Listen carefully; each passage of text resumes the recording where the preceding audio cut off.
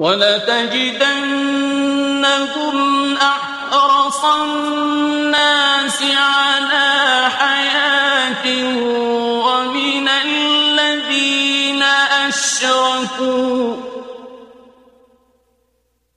يَوَدُّ أَحَدُهُمْ لَوْ يُعَمَّرُ أَلْفَ سَنَةٍ وَمَا هُوَ بِمُزَحْزِحِهِ مِنَ الْعَذَابِ أَن يُعَمَّرَ وَاللَّهُ بَصِيرٌ بِمَا يَعْمَلُونَ. In the Middle East, and we're going to show it to the world. So with the settlement freeze and the settlers insisting that they're going to continue building, one question that we had was, where do they get the money to continue building? Well, that is a very good question. So there is a legal question. Can the bank now say, well, because there is a freeze, we will stop giving the money? I think the international legal aspect is very clear. They are not allowed to sign the contract in the beginning.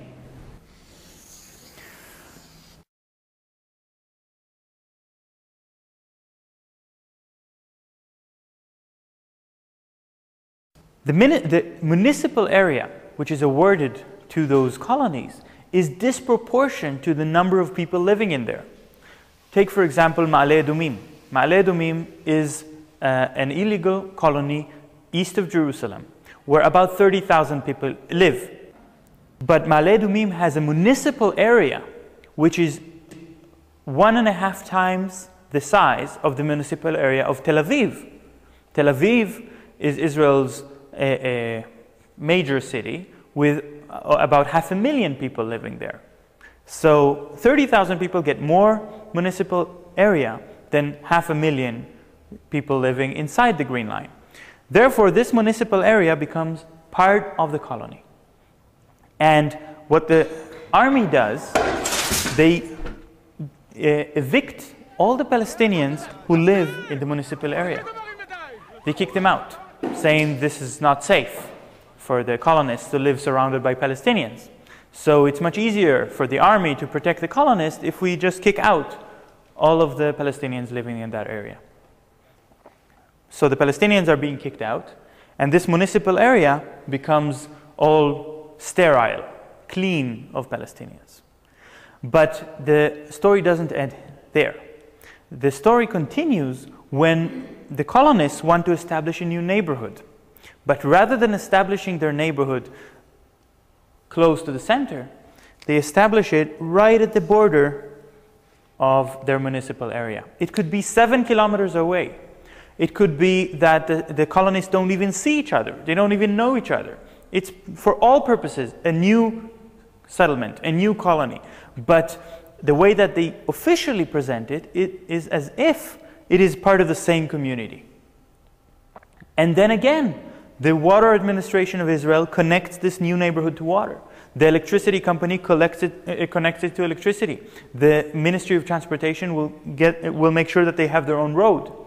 And the army would put their own platoon to protect this new neighborhood.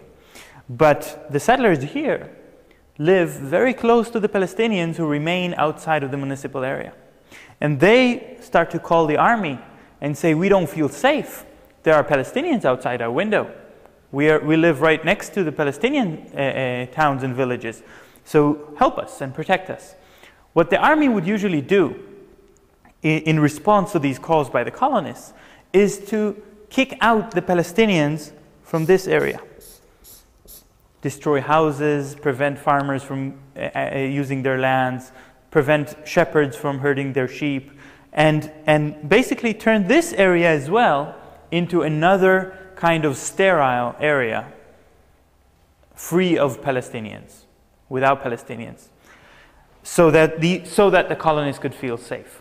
And after a while, the colonists would come to the Ministry of the Interior again and say, you know, all this land around us is empty. There are no Palestinians around us now. So why not add this new land to the municipal area? And so the Ministry of the Interior gives them some more. municipal land, and the story repeats itself, because the next neighborhood they can build here and then get another piece of municipal area. And meanwhile, the colony can expand also in another direction. And this is the rate of expansion, very rapid, by which colonists can increase their control over the land. They get more roads, they pay less taxes, they get more municipal funding, they get more industrial zones and public buildings. So what we saw before, Netanyahu speaking about freezing the settlements, is in fact a complete contradiction to the fact that still those illegal colonies continue to receive funding from the government. And while the Israeli population grows by an average of 1.8% every year, this is the rate of growth of the Israeli population, the rate of growth of the settlements, of the colonies, is over 7% every year.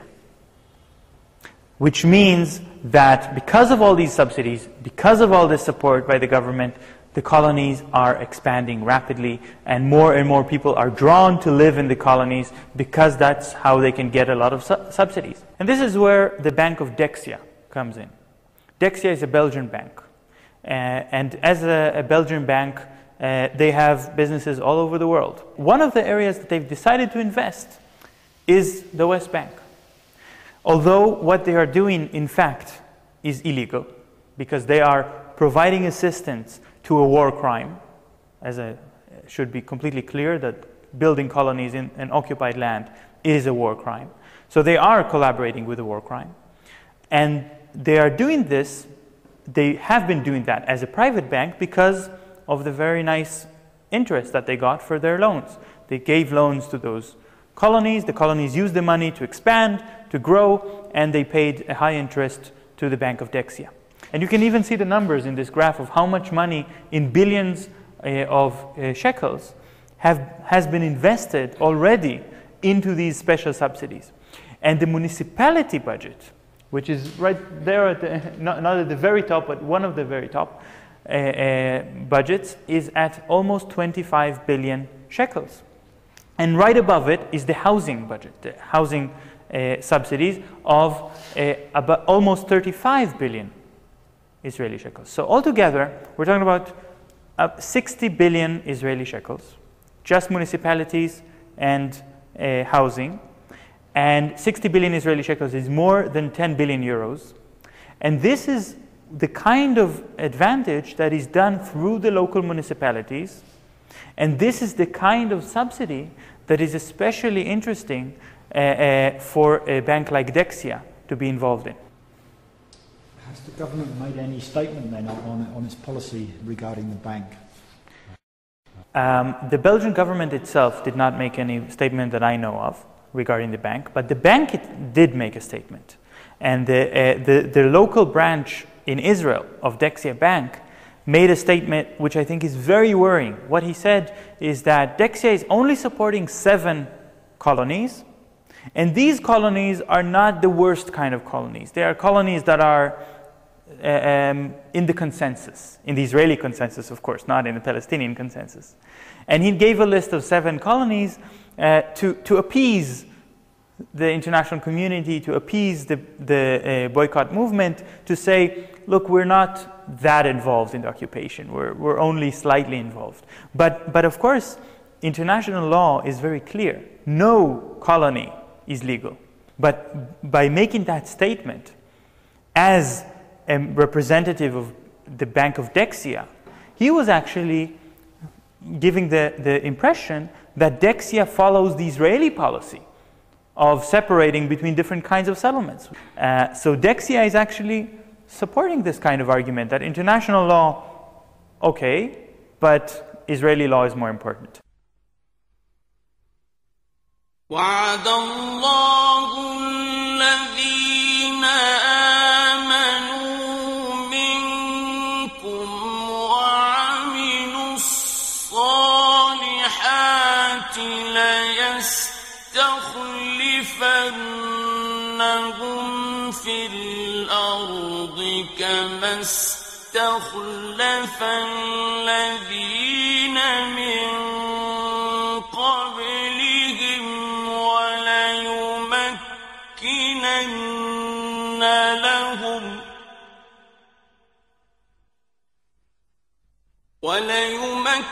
وليمكنن لهم دينهم الذي ارتضى لهم وليبدلنهم من بعد خوفهم أمنا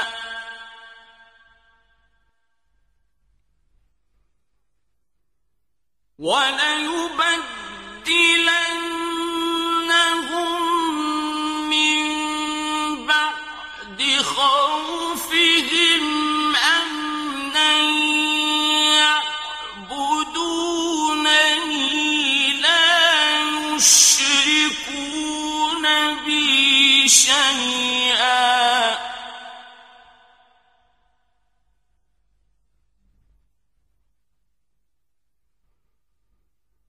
ومن كفر بعد ذلك فأولئك